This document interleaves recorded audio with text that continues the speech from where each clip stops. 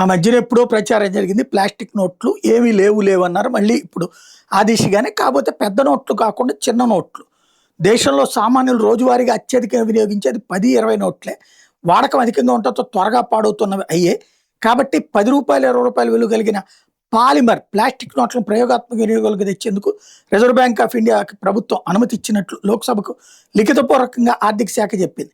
1994 RBI చట్టంలో section 25 ప్రకారం RBI central board సిఫార్సుల మేరకే ప్రభుత్వం ఈ నిర్ణయం తీసుకుంది. దేశంలో ఉన్నటువంటి పాలిమర్ నోట్లను పరీక్షించేందుకు ఈ చిన్న మొత్తాలతో ప్రారంభించాలని నిర్ణయించారు. తొలిసారిగా రూ. 10 పాలిమర్ నోట్లు 100 కోట్ల మేర, 20 పాలిమర్ నోట్లు 100 కోట్ల మేర మార్కెట్లోకి విడుదల చేయబోతున్నారు. పాలిమర్ నోట్లు మార్కెట్లోకి వచ్చిన ప్రస్తుతం ఉన్న కాగితపు కరెన్సీ నోట్లు రద్దుగా రెండు సమాంతరంగా చలామణిలో ఉంటాయన్నది కేంద్రం స్పష్టం చేస్తుంది. కరెన్సీ నోట్లు పాడవుతుండటంతో కొత్తగా ముద్రించేందుకు ఏటా పెద్ద మొత్తంలో నిధులు వెచ్చించాల్సి వస్తుంది. 23-24 కొత్త నోట్ల ముద్రణకే 5,101 కోట్లు ఖర్చు పెట్టాల్సి వచ్చింది. 24-25లో 6,372 కోట్ల ఖర్చు పెట్టాల్సి వస్తుంది. ఒక పక్క డిజిటల్ చెల్లింపులు సంఖ్యాపరంగా విలువపరంగా వృద్ధి చెందుతున్న కరెన్సీ నోట్ల ముద్రణ అధికంగా వెచ్చించాల్సి వస్తున్నందునే ఈ పాలిమర్ నోట్లు తెస్తున్నామని చెప్పారు.